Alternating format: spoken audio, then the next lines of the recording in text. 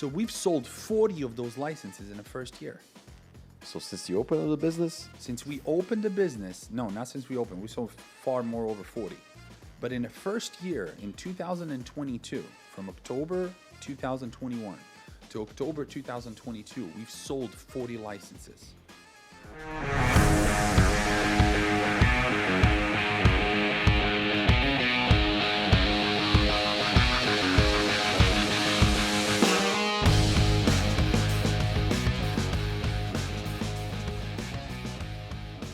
before we start, big thanks to our sponsors who support our podcast, Vice SEO Digital Marketing Agency. Contact them today if you need someone to take care of your social media, website, or Facebook marketing. And Apollo Freight Systems Trucking Company from Chicago. They're hiring company drivers and owner-operators. They offer great pay and best rates on the market. You can apply in the description below. Thank you. Today's guest, Milos Klimovic, franchise broker. Welcome, brother. Thank you very much. Thank you for having me. I mean, first things first, we all come to US one way or the other. Tell me about your story. How did it begin? It begins, I guess it begins with a will and desire to prove myself in Balkans first. And, because the journey, I guess for a lot of people, journey begins in the United States, but it really doesn't begin there. It begins with a will and desire that was born somewhere else. And then due to the rejection or the failures, consistent failures that you obtain there, it awakens something in you to try that somewhere else. And I think America just comes off as a land of opportunities in our eyes because they are the best fucking marketing machine in the world, right? A century or so. Yeah.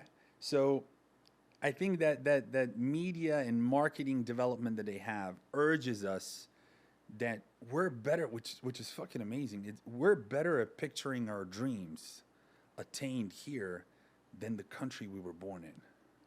That's interesting. Isn't that funny? It's a great perspective. That you have more, so growing up, wherever you grew up in, you have more role models in America than you have in your home country. They always say grass is greener on the other side, right? Grass is greener because you want it to be greener, because you're constantly looking at that media, right? We make it greener, right? Yeah, from all the magazines, from everything that we collected as a kids, we collected far more of a foreign media and newspapers and the outlets than the domestic ones. So I would say that that's where it started. And it landed in late August 2005. When I came to the States, I came on a basketball scholarship, and basketball has given me a lot throughout my life, from high school, college, not only education. I completed my education, I completed my bachelor's, I completed my master's, but basketball has opened a lot of doors to me. It allowed me to meet a lot of good people, to have a lot of good mentors throughout the time. But that's where it started. It started in 2005. So basketball scholarship. How you played for? Which college were you in? So I was in a junior college for 2 years. As we were transferring, coming from Europe, there were rules at the time where if you can't transfer your grades or if you can't transfer your diploma, you had to go through junior college. It was a community college, whatever they call them at the time. And then we transfer into university. So I finished my bachelor degree in New York for a 4-year school. I got my bachelor's there in psychology, and then I got my master's in Texas for clinical psychology. But I did 2 years in a community college in Tampa, and then I did 2 years between New York and Texas. Ever thought about continuing your professional career in basketball or psychology? You know what? I attempted to continue my professional career in psychology after I clearly decided that there's nothing from a professional career in basketball. Not concluding a professional career in basketball was a combination of lack of ambition, at which too many years have been put into basketball work at a very young age. I can imagine. Yeah. So how long? We were given basketball? I was given a basketball. I was practicing basketball drills at the age of 8 or 9.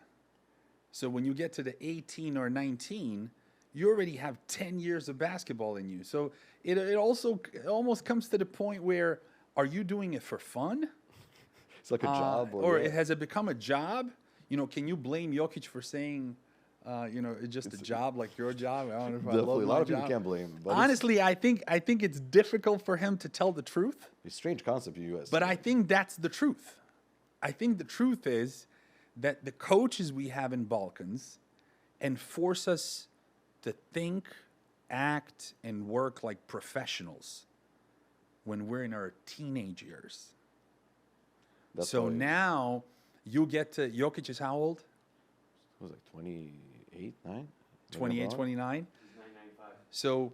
So you're talking about 27. 15 years later, you want to tell somebody to show passion and love for something they've been doing for 15 years? Every day, You know, all year. every day. So I just think it's a fact where in America, any sports, you know, not even collegiate sports, but in high school, they don't take sports as seriously. It's fun. So you have kids playing basketball and football at the same time, baseball and football at the same time. You know, they're playing 2-3 sports. They're trying to find their passion. Right. They're minors, maybe Right. in college. You In- can switch from different degrees. You get options. In Balkans, you can't really, if you're playing 2 sports at the same time, that means you fucking suck. Right? Have you ever heard of a friend that played basketball and soccer at the same time? That's the guy that usually sucks at either playing one or the other, and he has to make up for it, right?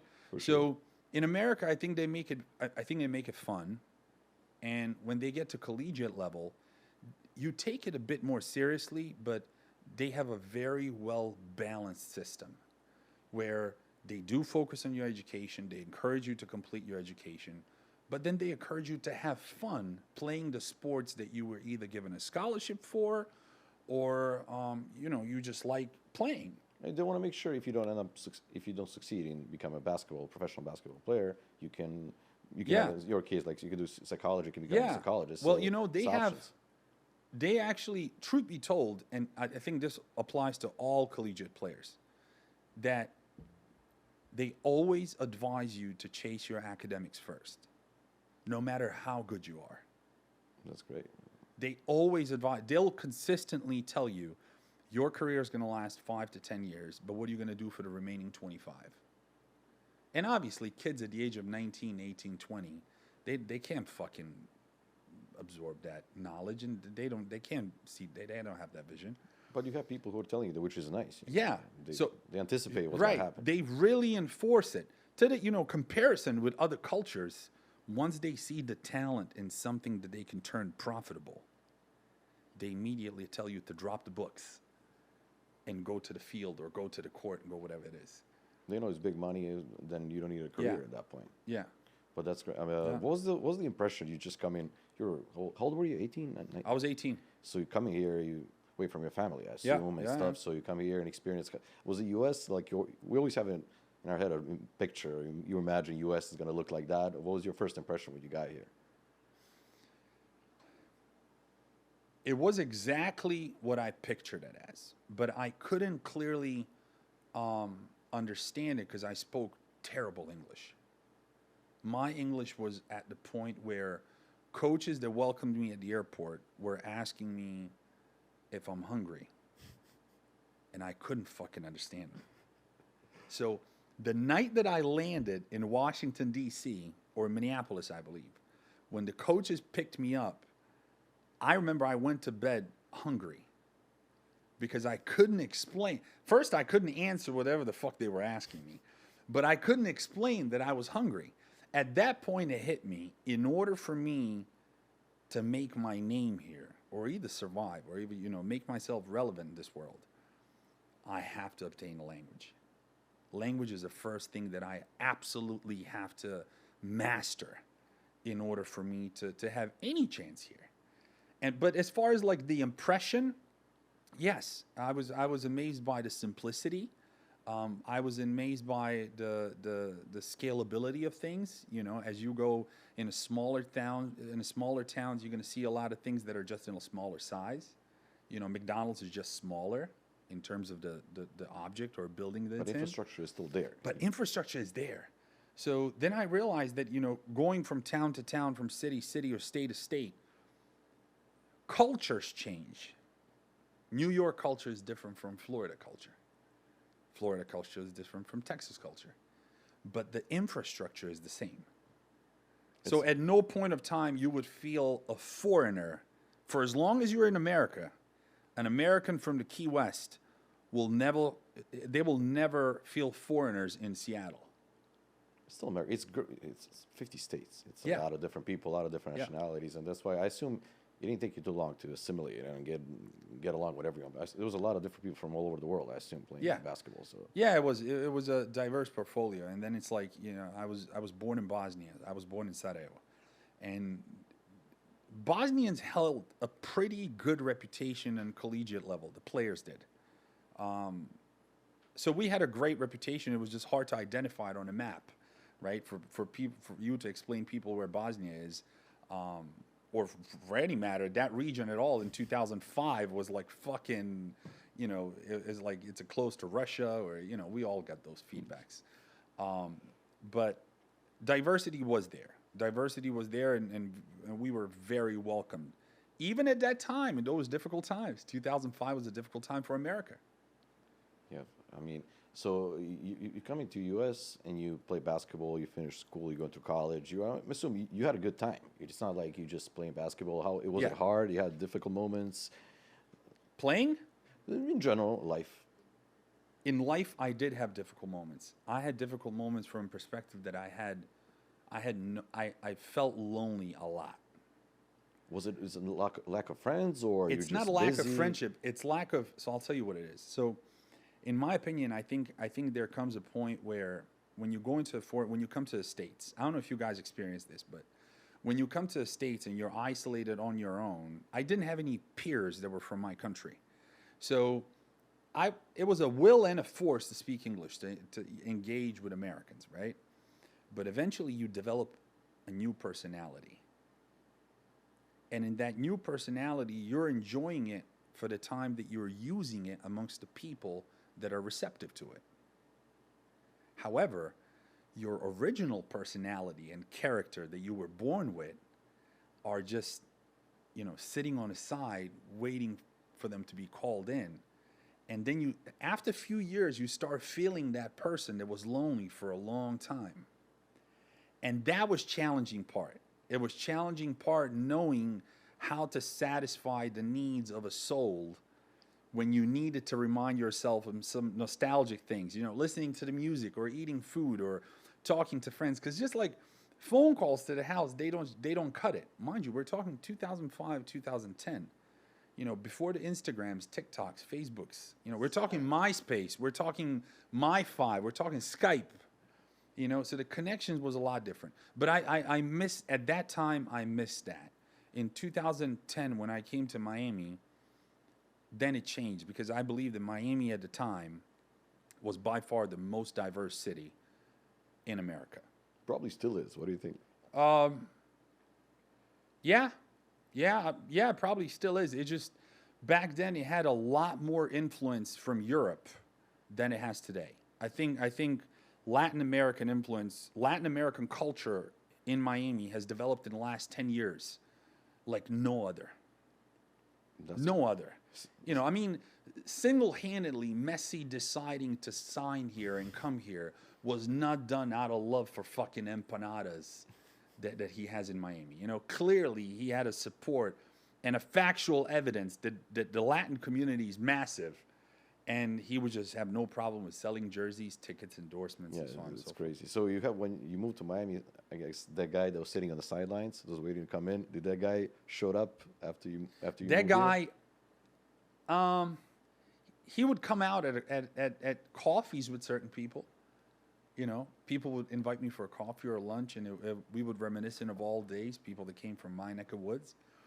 But that guy attempted to pursue a psychology career in his first month in Miami. So it's a funny story, I'll tell you this.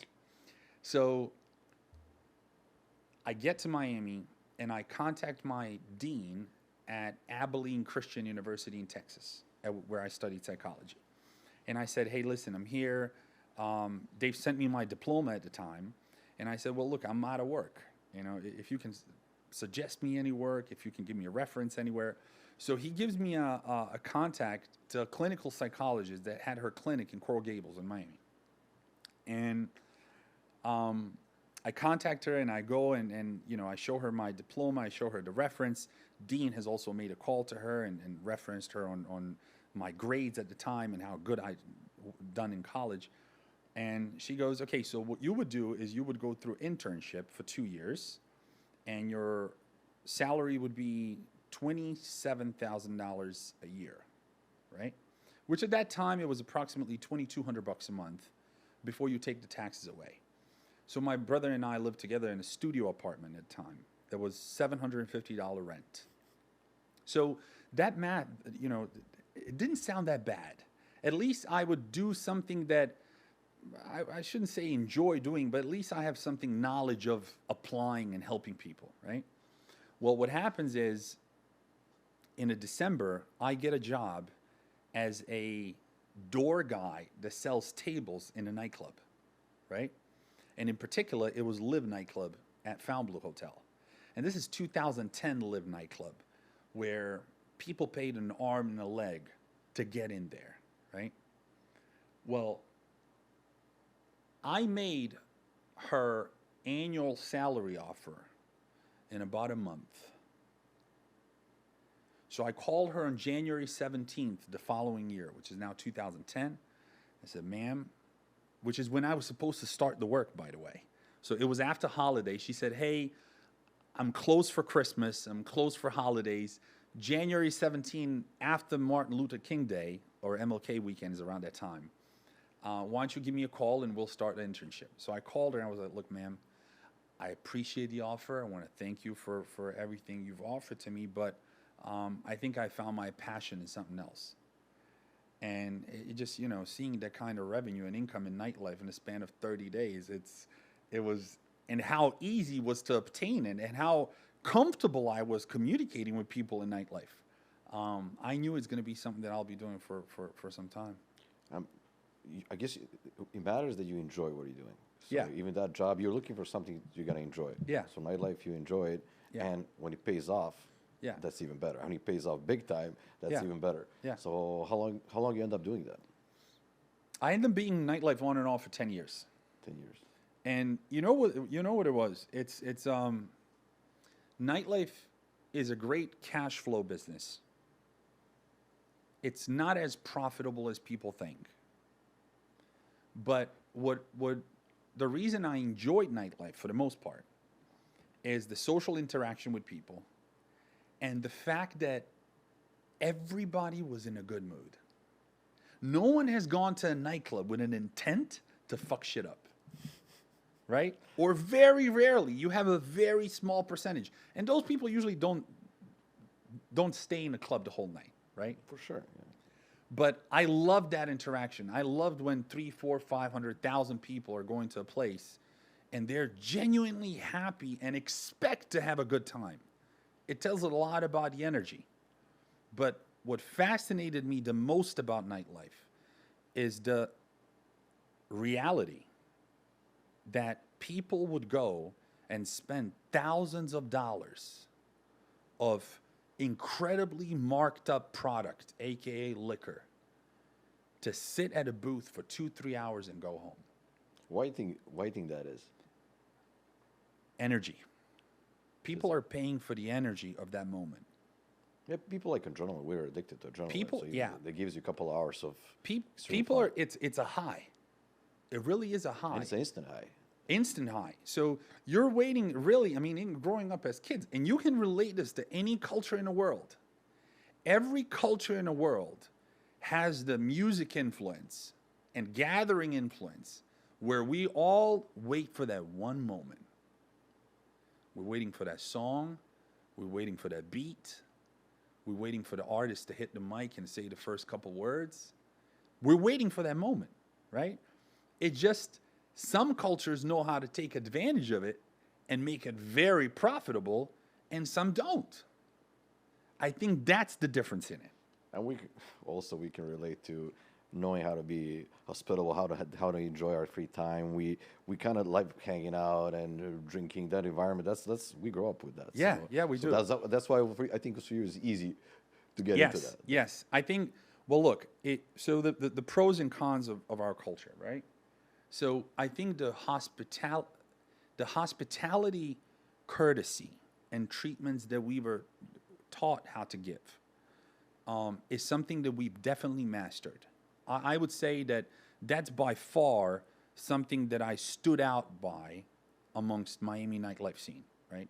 I knew how to treat clients as VIPs, and I knew how to train staff to treat clients as VIPs.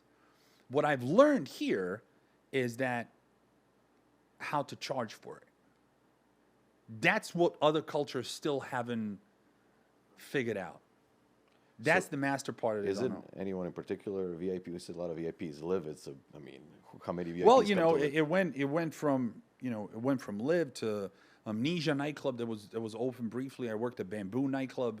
Those were all mega venues at the time that you're talking about spenders, clients, So this is where the sales come from, right? So people I'm often asked the question, where'd you learn sales? And I said at the front doors of a nightclub. Why? Here's why. I'll give you a statistic. So nightclubs range from 35 to 50 VIP tables. Each VIP table goes minimum at $1,500 to $2,000 a pop, right? So you have to sell between $100,000 and $150,000 in sales within a 2-hour window, 6 days a week. And you have to do that. That's your job. That's like almost your bonuses are almost a minimum. It's a minimum. So it's your job. So now imagine the skill set and a character manipulation you have to develop to be attractive enough to 50 different groups that will rationally, most of the people go to the club sober. They are rationally agreeing to spending $2,000 on a product that's worth $150. I think that's a challenge. And I think over the course of on and off 10 years has given me an advantage in knowing how to evaluate something, knowing how to scale something, knowing how to modify things in order to give them higher evaluation. Besides the job, you're learning a lot of skills at work while doing it. What was the outside of work things you worked on yourself to get better at your job? In the meantime, in like 10 years, it's a decent career. I've applied it. So here's what I did. I made tons of mistakes. That's how you learn. Right? That's how we all learn. That's what I've done. So what I've done on in my personal life throughout learning how to do sales, I attempted so many business ventures in which I failed. At that time, I didn't call them failures because I was looking at a financial perspective. I was looking at a plus minus dollar. But they were definitely failures that converted into lessons. I've learned I've never made that failure again, right? But that's what I've done. So for a good amount of probably 5 to 6 years, I've generated income in nightlife. And then in the daytime, I would come with different business ventures. I guess trying to get out of nightlife by pursuing something in a normal time frame, daylight frame. And what it resulted in is lack of productivity due to the fact that I had no knowledge in that daylight frame. It's a different world. It's a different world, right? It's definitely a different world. So, I mean, how do you want to start a business? Everyone wants to start a business. Sure. How do you get yourself to start one? You have an idea. So how do you start? And after, let's say, you start, a lot of things fail really quick, and people stop after a week, 2 weeks, a year. How do you started a lot of them failed, I assume. How do you bounce back from that? Look, it's admitting to failures in business is a level of maturity that many of us never attain, right? Because you don't need to succeed 100 times. You only got to fucking do it once. One jackpot. Right? So, and a lot of people call it jackpot. The fuck all, it's definitely not a jackpot, because you're failing for 10 years in order for you to succeed. But I think it's the consistent consistency in attempts in doing any business, I would advise myself that now, 10 years ago. If I'm to meet my younger self 10 years ago, I wouldn't give myself any advice. Go and fail at everything you try to do. You got to learn a lot of stuff yourself. Every idea you just had is a great idea, but it's poorly executed. It has no infrastructure. It's not scalable, but do it. Because the only way you're going to learn that those are the mistakes you've made is if you feel the pain of a loss. That's the only way you're going to do it. And you have to feel it with your own time and money. Especially money. People get upset they lose money. Especially money. Because if you feel it with other people's money, you're not going to feel it. You're going to do it again. But if you do it with your own money, regardless of a scale, $10, $10,000, $10 million, doesn't matter. If you do it with your own money and you feel that loss and the pain, you feel that void and emptiness in your chest, that's what's going to teach you a lesson. But you're better every time you start something. 100%. You're 100% better, Yeah. at least. And then trying. Yeah. I mean, even in life, whatever, a lot of failures, not business, money, time, whatever you do, it's complicated, and you gotta learn, you gotta study, you gotta read books, you gotta whatever gets you going. You gotta learn from people, you gotta get some peers, you gotta get a mentor, you gotta get a lot of stuff going. So from nightlife, we already spoke about it, but is after nightlife that you start your first business with Panda Pancakes? Yeah, Panda Pancakes came as it wasn't a first business, but it was definitely it was a first. I could comfortably say it was a first venture at which I was mature to do business. After so many failed ones and so many failed ones, it was a business at which I could have sat at any chair at the round table and know the angle of the business. Not necessarily knowing the product. The business is not in product. I know nothing about pancakes. I've made pancakes 3 times in my life. Still, day to day, I forget the ingredients of the actual original mix. But it's not in product. It's in business. What I've learned is that there's 3 things that make the business or break the business: the profitability, the scalability, and popularity. In America, we measure businesses based on their popularity, because behind popularity, there's definitely scalability. The last thing that we measure is profitability, because no one knows that other than the people who are behind the scenes, unless it's a public company and you know the stocks. Before you started working on that, you felt, okay, something different about this idea in particular? So the difference was the scalability was different. The nightlife taught me that you can open 3, 4, 5, 10 nightclubs, bars, anything entertainment related.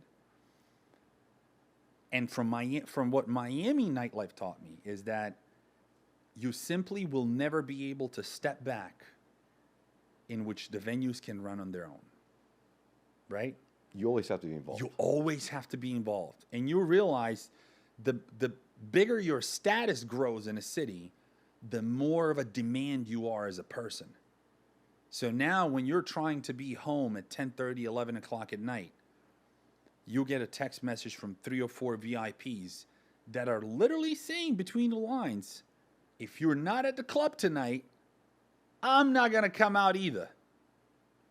Now, mind you, he could affect your bottom line by a few $1,000s if that guy doesn't come out.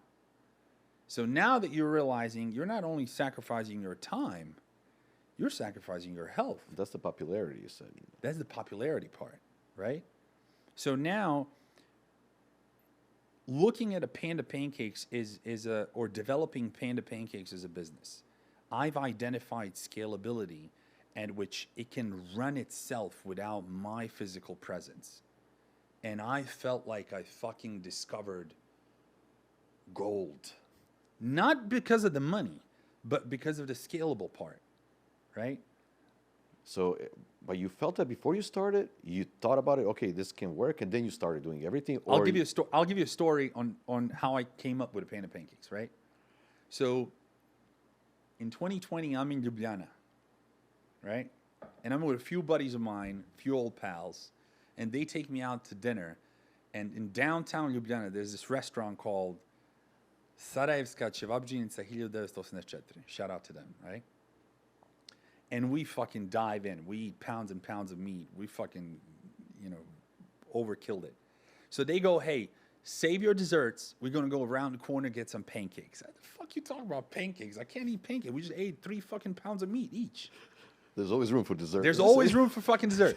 I was like, why don't we just eat a dessert here and then we'll go? And then they had tulumba baklava. I was like, no, this is too fucking heavy. With all this sugar, I'm not going to leave the bathroom tonight. So we leave the restaurant. We go around the corner, and there's this open kiosk, like a corner kiosk. And they were flipping these pancakes.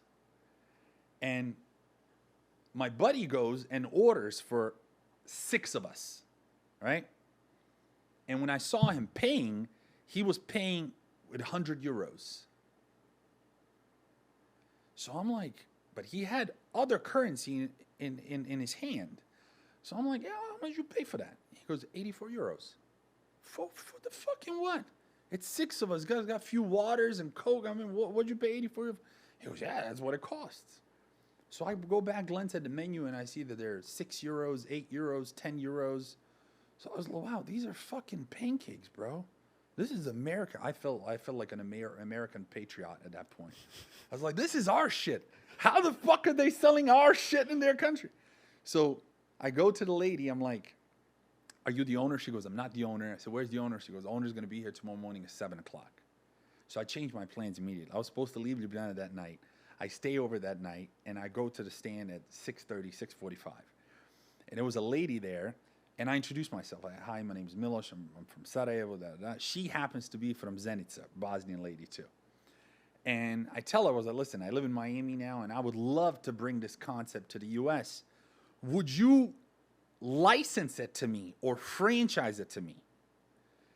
Both of those terms went right over her fucking head. Nothing, right? It didn't hit her at all. So she goes, look, son, your money is no good here. Whenever you want to come by, pancakes are on us, but we do not look to expand the business. So I said, look, I do not want to ask what the recipes are. I'll figure it out all myself. All I'm telling you now is that I'm going to apply this concept to the U.S.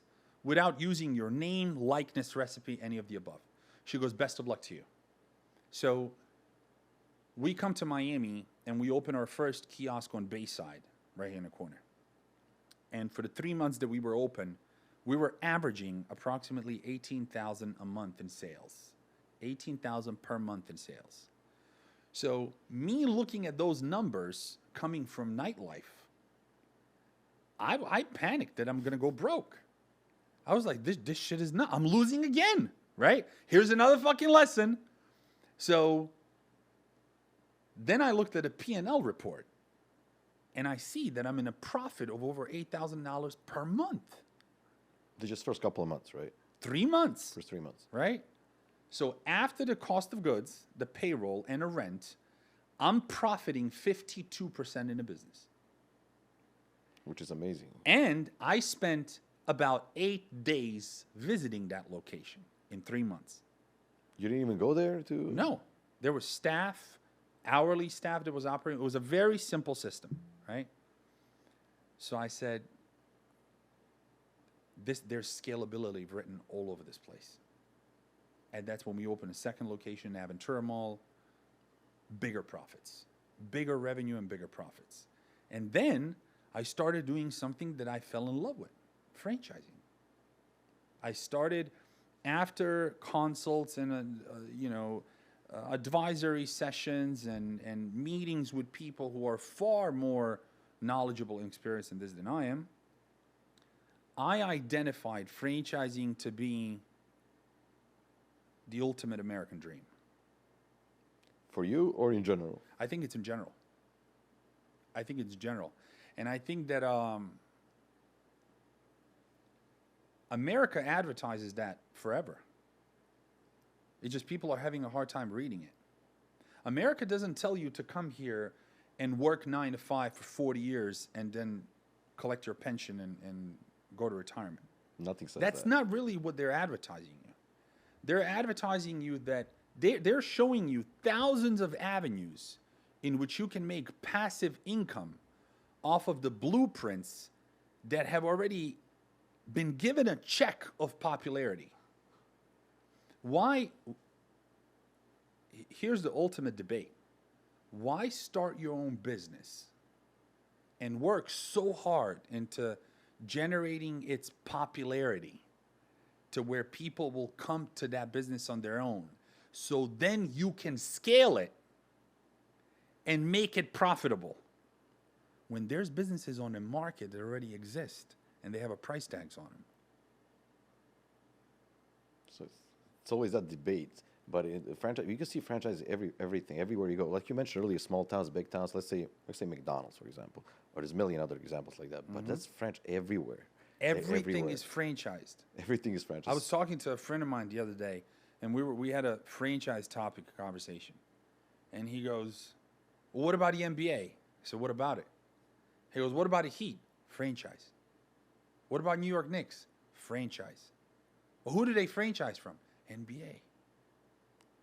So you never think about, but actually now that you mentioned NBA it, teams they're owned by NBA. He always says franchise. They mention it. They Right now always when you say, said it, I was so just thinking Luka about it. Doncic is the face of the franchise. It's always franchise. Nikola Jokic is the face of the franchise. So guess what? It's a fucking franchise. We're franchising everything. When new teams open up, if new team goes in a new city, they're not developing a new team. They contact the NBA, who gives them a blueprint and says, "This is how we want it, and this is how you're going to be profitable." And then they're wondering, the big boys are wondering why they can't buy into the NBA teams. They're constantly gathering groups of buyers. Shaq has tried to do it. Dr. Dre has tried to do it. 50 Cent has tried. They've constantly tried, because it's such a small market share. There's only 32 teams in the NBA. You cannot franchise this and scale it to 300 teams. It can't happen that way. Shit, we haven't even gone across the border. We've gone to Toronto. We went to Vancouver and pulled back. We haven't gone to Mexico. In Mexico City, the team doesn't exist because of the franchise policies. The NBA doesn't find it suitable in which they can develop or allow someone to develop a franchise in Mexico City because of the laws and regulations of the country.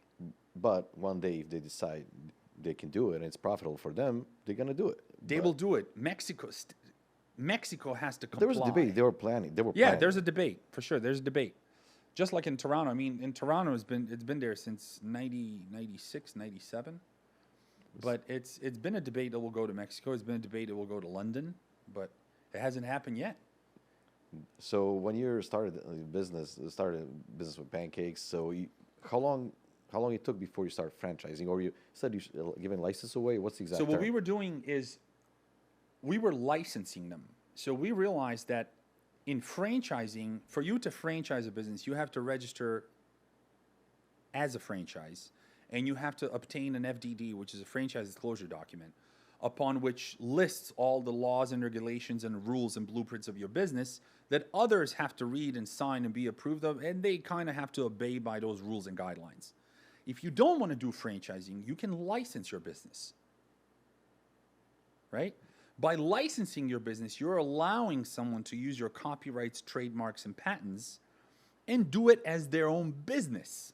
However, if you license the business, it's their business. So you license a business from me, you own that business 100%. I've just given you know-hows and a blueprint and the copyrights to use it the same way I did. So we've sold 40 of those licenses in the first year. So since you opened the business? Since we opened the business, no, not since we opened. We sold far more, over 40. But in the first year, in 2022, from October 2021 to October 2022, we've sold 40 licenses. And that's also under COVID and all the restrictions and stuff. Yeah. People are closing down. Business, everyone's going out of business. Yeah. People are not they're not back to their jobs. So you managed to do that. That's Well, quite an achievement at that time, especially. Well, this was a sense behind it. It was a low startup cost. So for you to open a Panda Pancakes business, it cost you about $50,000. License fees $25,000. So at $75,000, it's far below any business cost that you want to open on your own, right? What was beautiful about it at the time, what happened to the people in 2022? They had a lot of fucking cash. Free cash. Stimulus checks, PPP loans, SBA loans. People had so much cash in hand, and which they knew that if they don't validate spend on this cash and open something that they can prove to SBA and RRS where they spent their money, you're going to be hanging out with Jamal and Anthony behind the bars, right?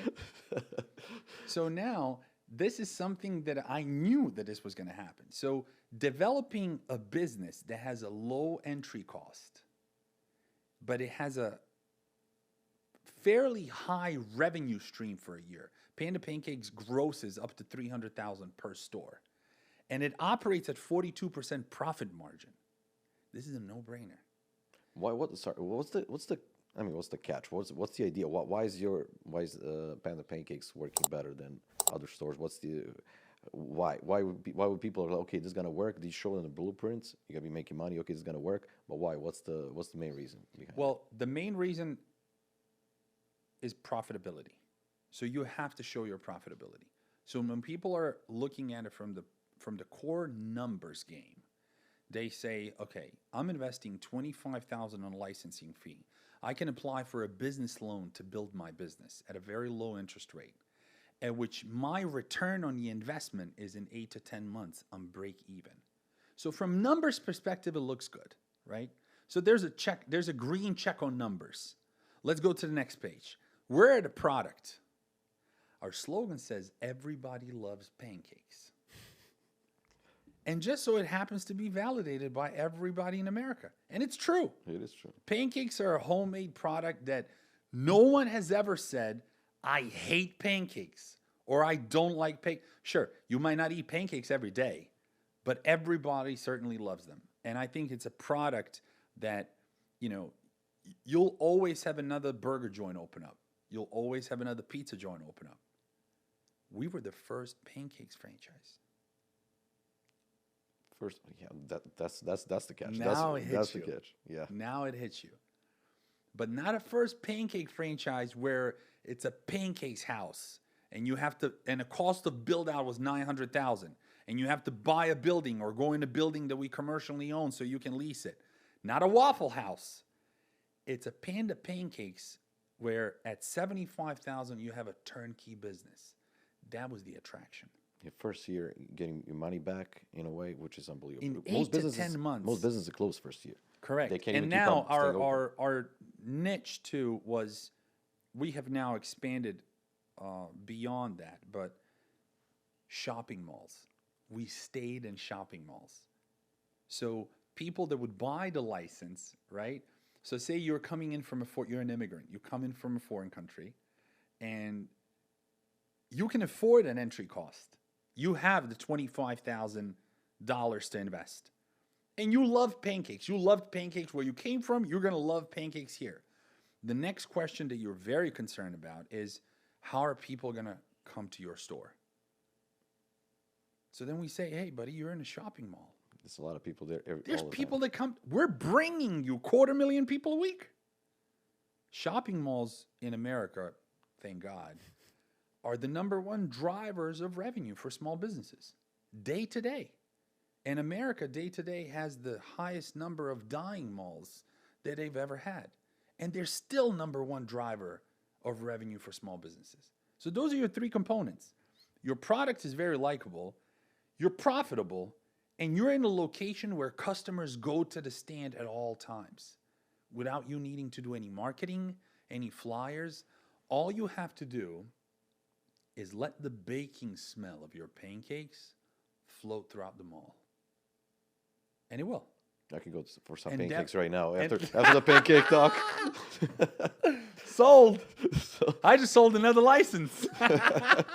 So how many locations do you have You sold, how There's many licenses you gave away or Yeah. sold? So there's 15 operational locations, and there's 32 locations that are under contract, meaning that they're in construction pending their opening. And what we've done, what I've also realized along the way, now I'm learning all these things, right? Having a franchise or having a business where you're focusing on a main product to be pancakes, we've realized that we're going to have to do our own mix. So we have Panda Pancakes and Waffles Mix coming out winter 2023.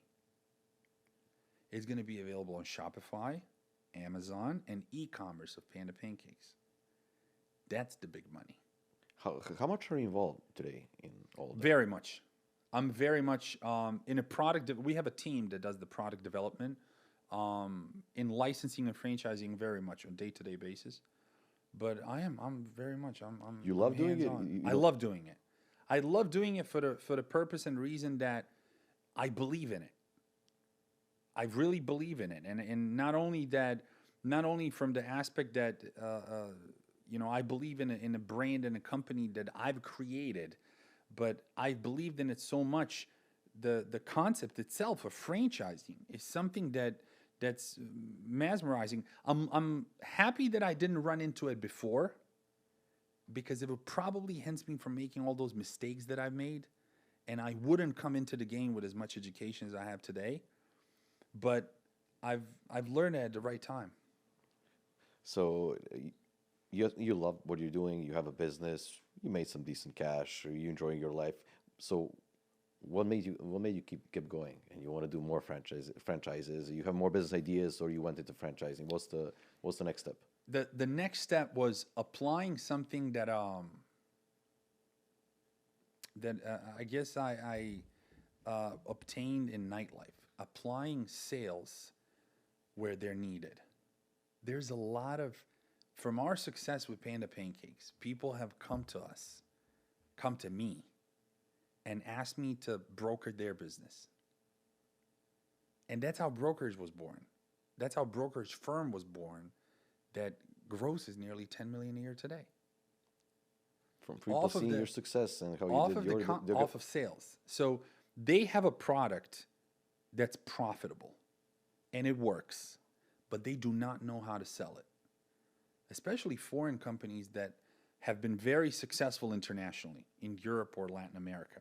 And they come to the US market and they don't know how to make a conversion so that the Americans can buy it. That's the difference. The US works different than any other country. Totally. So they come to you and you help them out franchise over here. What's the success rate? People are, companies or whoever is investing, they can be worried they're gonna become successful or not. You don't take all of them, I assume. There's probably some you handpick which one you're gonna be working with. What I'm doing now is I love working with businesses that have fairly low investment startup rate, which would make it a lower risk because of the investment. Return on the investment does not need to be within a year. I'm comfortable with a return being within 18 to 24 months. That's fine. But I'm going for, I love representing businesses that are solving problems.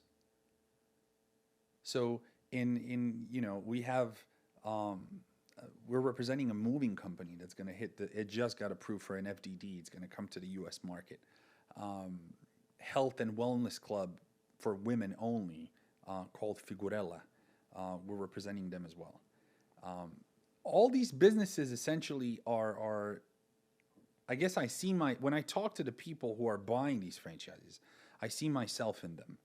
I see myself in a way in which, for an opportunity of a low investment, down the line, they'll be able to scale it into 2, 3, 5, 10, 50 locations and have a passive income which buys them all the time in the world to spend with family, with their kids, with loved ones, travel the world, whatever the fuck you want to do.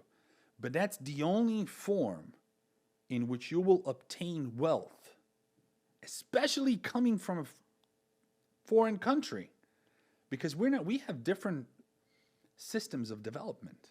We develop differently in a foreign country. So when we come here, our level of opportunity is not the same.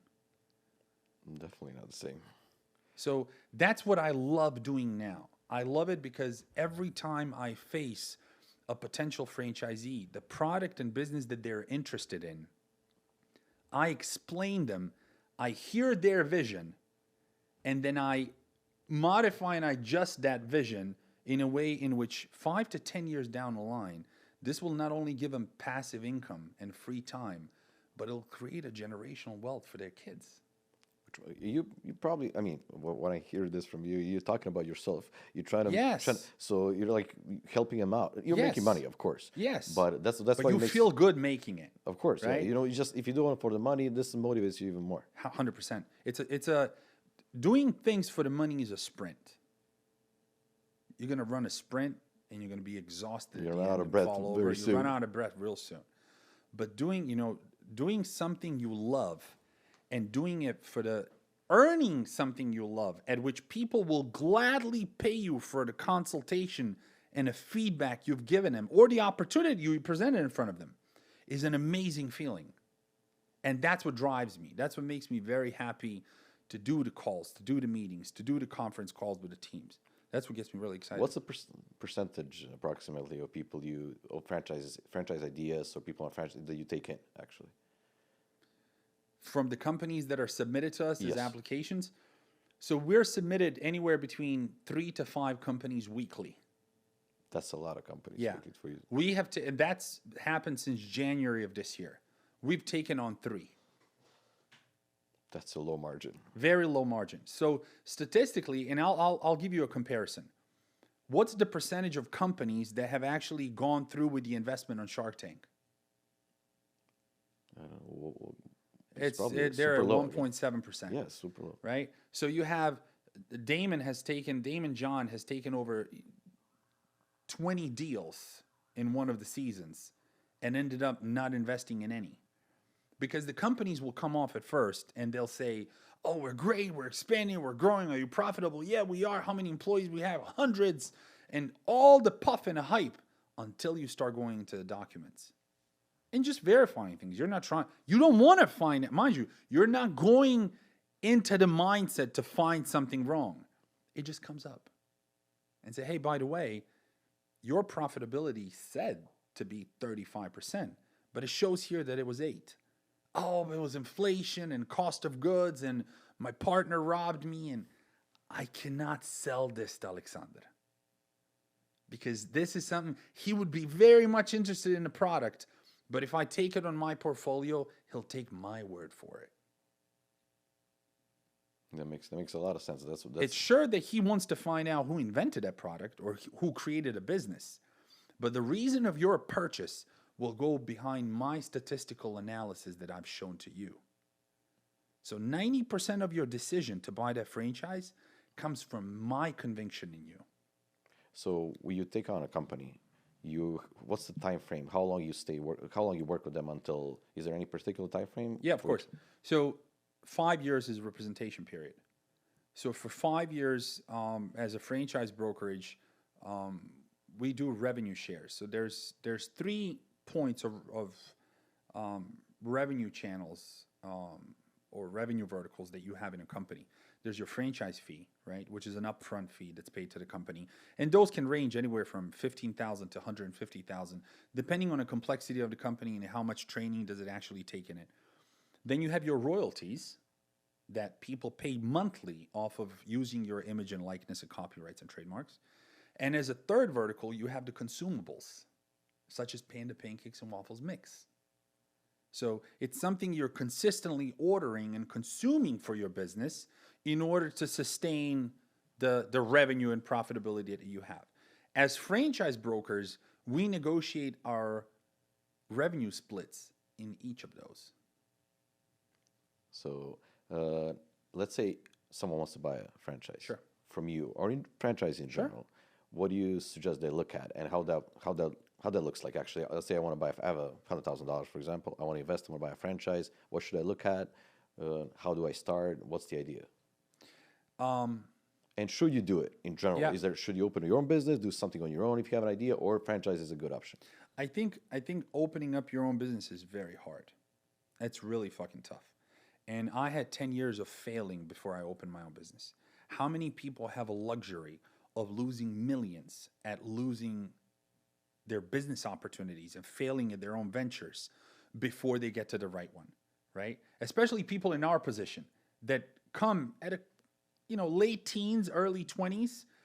Do you really have 10 years to blow and all the money you've made, right? You're not going to make that decision rationally. So if somebody is to buy a franchise, 3 things that I would focus on. I love to hear the story.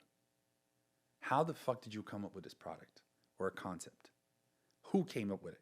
Is it you and your wife? Is it your grandma's recipe? Is it your aunt and uncle that started it and you inherited it over? It has to be there. It has to have a history to it. Give me something that will draw you where you did not come up with a process with a concept just by asking ChatGPT. Because it gives me a sense of that you invested your soul into this. It's more and you can read this. It's very emotional. People can right? see it also. So I love that. I love when people have actually invested themselves into that. The second thing is profitability. No matter, we're not talking about level of profitability. I just want to make sure that it's profitable at a good rate, because profitability in franchising, the more franchises you sell, the more profitable you are. So it doesn't go off of the aspect of, if I have a business and you franchise it and they call and say, hey, we would like to franchise a business, that helps you. They're creating more awareness of the product that we have in common. If more Burger Kings open up down the street, McDonald's doesn't lose the competition. It just brings the awareness to fast food. Clearly, then it also tells us there's different demographic of people that live around us, right? Which we may not necessarily want or target. But profitability is definitely the second part. Popularity is the last one. I would love to see if the business itself can we make it popular? Can we make it trendy? Can we make it cool? It's very hard to make certain things cool. But we try to find a niche, find an angle in that business in it which will make it very cool and different. For example, we have Figurella. Figurella is, the slogan of Figurella is for women by women. It's only women's health club, right? So now, founded in Italy. In Europe and Italy, this wouldn't be a hard topic to discuss. It's a women's health club. We'll probably send all of our girlfriends and wives to it, right? In America, it's quite a challenge because you're going to run into a lot of conflicts. What kind of conflicts? What is it? Well, creating a club for a single gender. Yeah, we live in 2023 where Democratic Party enforces a lot of equalities. So now, when you have a franchise like Figurella, keep in mind, 200 locations in Europe, 150 locations in Latin America, 7 in America. So how things work differently in the United States? How things work differently in the United States. So the owner comes to me and goes, Milos, bello, my equipment is the best, but John no like, huh? John no like. So I said, fuck, let me talk to John. Hey, John, what do you think about Figurella? I don't know, man. There's fucking pink shit everywhere, and they didn't even let me sit in the lobby. Okay, John, I'll get right back to you. You got feedback. Yeah, it's a feed. You have to do a survey. Not doing a market research anywhere, and yet attempting to sell anything in that market is a suicide. It's a pure suicide. You got to do your due diligence before you do anything. 60% of your work is executed at a market research phase. We have 3 phases in franchise brokerage: market research, marketing campaign development, and sales. Sales conversion is solely dictated by how well the phases 1 and 2 are done. And that's what people failed to do coming to America. They come to America and they say, "Oh, you go there, anything fucking works." Because you're successful already in Europe, you assume Right. if it works everywhere, Right. it's gonna work here. Right. Which obviously is not. Which obviously is not. And there's a lot of, and there's also there's also something which I think is completely wrong. I remember growing up in Europe, we were always told, I don't know if you guys experience the same thing, but we were always told that Americans are stupid. And, you know, Americans are stupid. They don't know fucking geography. It's a They don't know- generalization. That's That's never a very much generalized, but I've heard that a lot growing up. Oh, they're stupid. They don't know where different countries are. They don't know the nutritional components and facts in their foods and blah, blah. Americans are fans of simplicity. They don't have time as much as we do. We drink coffees 4 hours a day. And in those coffees, we debate presidential elections. We choose which political parties should be where they should be. We rate entertainers. We rate athletes, although we've never touched the ball in our life. And we do that 4 hours every day. Americans don't have that time. So when Americans do have time, they want clarity in choosing their product. They don't want to read the labels. Quite frankly, if they do read the labels, it's a luxury. They want to know black and white. What is it that they're buying? What services are they using? Right?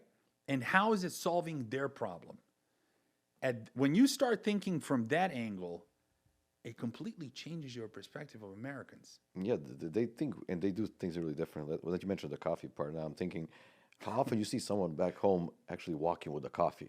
Never. And here It's people a sin. are You go to jail sitting for in the that. drive-through or waiting, and they just go. You just always go. You're walking the Yeah. coffee, hanging out. Sometimes if someone's doing their work on Wi-Fi, Yeah. my home is just sitting. No one's drinking coffee. I don't think we have to go cups back home. Yeah. It's not a thing at all. Yeah, no. So- Because we consume in Europe, we consume coffee so we can engage in better conversational debates. Right? But it keeps you awake. I mean, coffee, caffeine. Yeah, but it it gets but you, encourages me to debate you. We will debate ourselves to death, right? you It's very true. All we're doing is debating. Any fucking coffee table you go to Europe, it's not a conversation. It's a debate. you got too Right? much energy. You're sitting down, drinking coffee. So much hyped energy, up. right?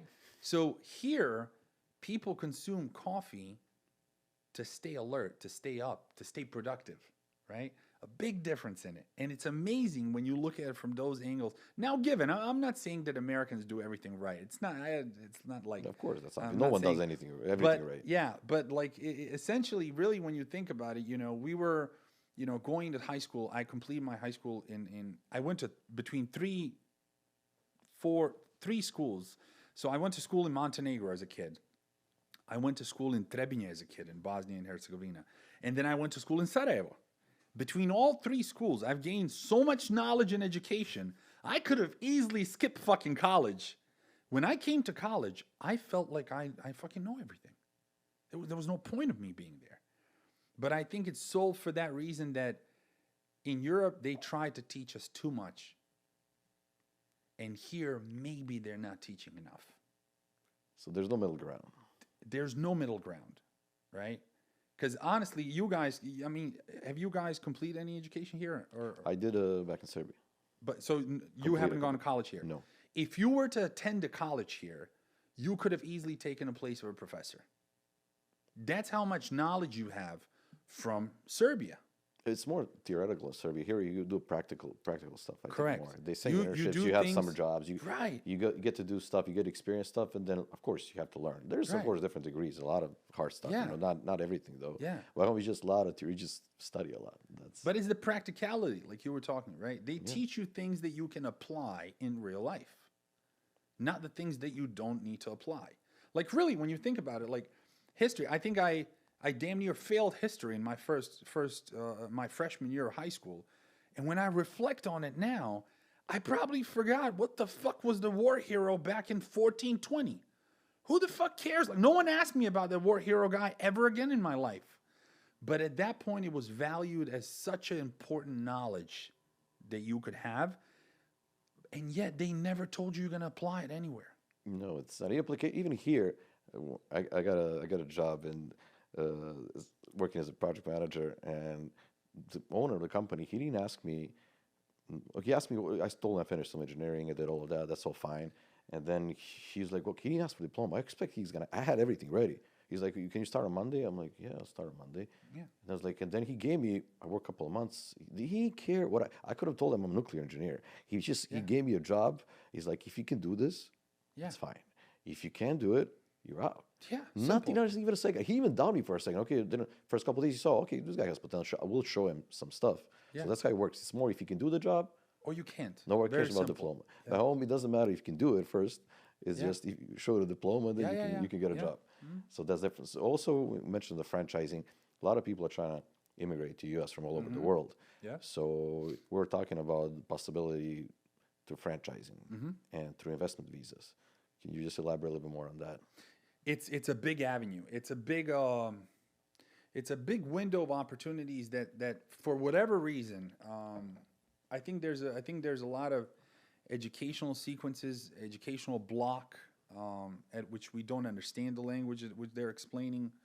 But it's by far the easiest way of obtaining your legal status in the U.S. in a way in which investment visas have changed over time. During the Obama administration, you had to invest $500,000 into a So business. it's mostly Democrats versus Republicans. It's Democrats versus Republicans, but then it also more so than the political party shift, it evolves depending on economic status of a country. Right? So during Obama, it was $500,000 for you to invest in business. Trump took over, Trump being a business guy that he is, and he said it's 1.5 million, but you're not investing in business, you're investing in a property goods. Meaning you're investing in recreational parks, in something that the cities and the states will benefit from without you needing to have any return on it, right? So he basically charged This is the for you price to come gotta in, pay. So right? you're paying instead of government paying Correct. you, or you are paying Correct. for them. But you're paying 1.5 for your family to come in. Now, during this political party that's in the White House now, their $100,000 to $150,000 investment will get you an investment visa for you, your spouse, and all your kids. This was the same visa that costed 5 years ago $500,000, or 3 years ago $1.5 million. So here's the reason why: it's the economic status of the country. We're $32 trillion in debt. We're trying to claw our way out. Why do you think we're opening borders for immigrants? Because they're going to work. They're looking to work. Sure, they're looking for safety and prosperity and equality, chasing the American dream, but they're the ones that are going to work. They're hungry and eager to work. This country trying to work her way out of the problem. They're working their way out of it, and that's their best way of doing it. And you really have to applaud them for it. Imagine how creative that system is, in a way in which, hey, I'm not going to make it hard for you. Mind you, we could have just let you in and given you work permits and you can work on your own. But they're saying instead, how much money do you have? That's all you have? We'll make it happen. Get yourself an investment visa. What they do like is they do like for you to invest in a business in which you would create job opportunities. That's the difference. Trump didn't mind for job opportunities. Trump really cared for the money itself. Biden's administration cares for job opportunities and cares for business development at its core. So $150,000 will get you an investment visa now at a 5-year green card for you, your spouse, and your kids. So technically, you can do it through buying a franchise. You can do it through. That's the best way to do it, because you're investing in a proof of concept that once your documentation goes to USCIS, they love it. You're not investing in something that could potentially fail. You're investing in a franchise. How many people that actually have done that? Since January, we've submitted and got approved on 3 cases. It takes 6 months to get approved and receive the work permits. That's quite a low time frame. It's really 6 months. That's really short. 6 months. That's a and it's under a principle of if a husband or a wife applies, husband or a wife, whoever is an applicant, can only be compensated through company that they invested in. The spouse can work anywhere for anyone or on her own. And kids are treated as U.S. citizens. That's really. So now, really thinking about, what I was telling to my friends that I have in internationally, I said, look, if anything, this is the lowest threshold of investment we're ever going to have as the economy, because I think this is the toughest position the U.S. has ever been in, especially BRICS being created and everybody turning their back on it. Things are shifting big time. Things are shifting big time. This is the best way to make an investment, if for anything, for the opportunity of your kids to have stability or any future residency in the U.S. If anything, just for college purposes. It's a future. I mean, some people it's a lot of money. For some people it's not. Sure. But a lot of people have money, want to invest, and want to secure. Sure. I mean, why not? People getting second passports all over the world. So one of the options. I mean, I don't think there's, even if you're Caribbean somewhere, probably a passport's going to cost you $100,000, $150,000 For sure. Immigrate. For sure. So, I mean, definitely for some people want to look it up. We're not experts on the subject. Yeah. There's lawyers you can contact, but that's why I was going to talk to you about it, because you have experience with people actually doing that. Yeah. Okay, I want to go back to, let's say, we talk about work. It turns out we only work in this country. I mean, we do work a lot, but it's not all about that. There's also a life on the side. So, and you're trying to enjoy life, trying to do something. And what are your hobbies? You got something you do to get your mind off things. And what do you like to enjoy? I do. So I have unfortunately, we don't have a label, but there should be a team or something in it. But there's a basketball group that I have, right? And it was a group that was formed probably 2 years ago. It was in COVID, and it's all Balkan guys, right? There's guys from Serbia, Macedonia, Bosnia, Croatia, from that entire region. And we gather 3 times a week and play basketball together. And because of the status of the guys, we have guys who have been MVPs of EuroLeague and played in the NBA. So the guys that, played basketball recreationally, it challenges me tremendously. It puts, I pay attention to what I eat now because of it. Try to get better. Try to get better at it. I try to, I set a try to standard for put you. it's such a, but it definitely gives me a life. That's one of the things that gives me a life-work balance at which I really enjoy. I also think, remember the quiet guy that was waiting to get called in? I think that it awakens that character in me and that personality that I really enjoy being around that environment. And given we don't hang out much outside of that basketball court, I mean, some of them do, but I don't have time to hang out much outside basketball court. But that's just enough. Those 6 hours a week, because we do 2-hour sessions, those 6 hours a week do a lot for me. And how important is that? I think it's crucial. I don't think people understand. It's like I say it to the guys that are in a group chat. Vladimir Marinkovic is a we call him a captain of the team. He's been coordinating these. This is such a funny thing. He's been coordinating this since BlackBerries. I remember him. This started in 2010, right? I got lost somewhere along the way. I skipped a few years, right? And in 2010, he would send rosters, who's playing with who, on a BlackBerry. And now he still does day to day, not on a BlackBerry, he does on an iPhone. But there's 80 of us in that chat. It's amazing. There's 80 people in the chat. Some people are just there for just the spotters. They just watch what happens in the chat. But it's amazing. It's, shout out to him. He sacrifices his time and patience and energy to keep us all in loop and communicate with all of us. I think that's very important. It's worth it. It affects everything else. Just those small things you do. When you take off work, you're trying to do some stuff, and it affects everything else. Everything. So before we wrap up, something to add? You want to shout out to everyone. I mean, you said you don't want to say anything to your younger self, but in general, the audience and our community here, or people in general, they're coming to us trying to become whoever they want to be, or do whatever they want. You have any advice for them? I do. I have. I think I would honestly applaud to you guys because I think you're shifting the moment of the people that are coming in, right? You're shifting the moment at which you've asked me to come on and talk just as of my experience. And I told you my first feedback was I would only love to give my feedback as an experience to those who genuinely have an intent to be on this path, right? Because it's that important. And I think when when we were younger, when we came here first, it was we had to mold a character, and that transition of ours was a lot sharper. It was a lot quicker. We didn't have time to make a 45-degree turn. It was like fucking you got to go 90-degree right away.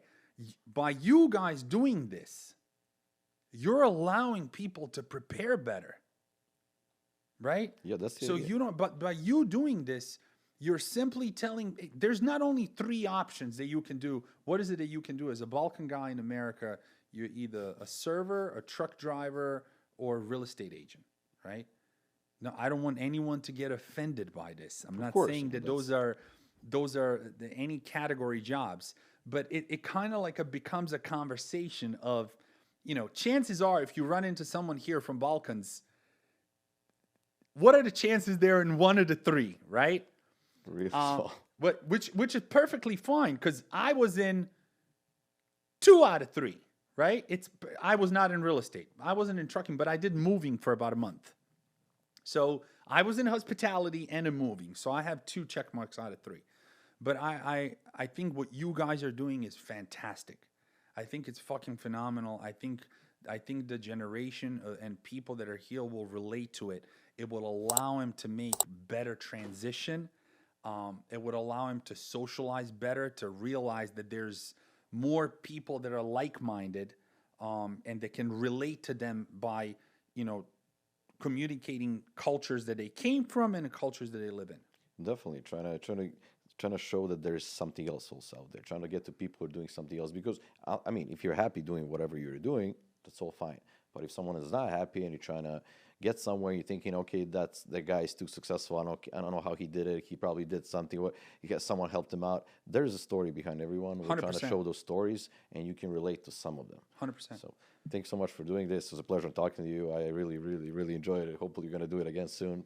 Very welcome. Thanks so much. Anytime. Thanks everyone for watching. Please subscribe. Thank you.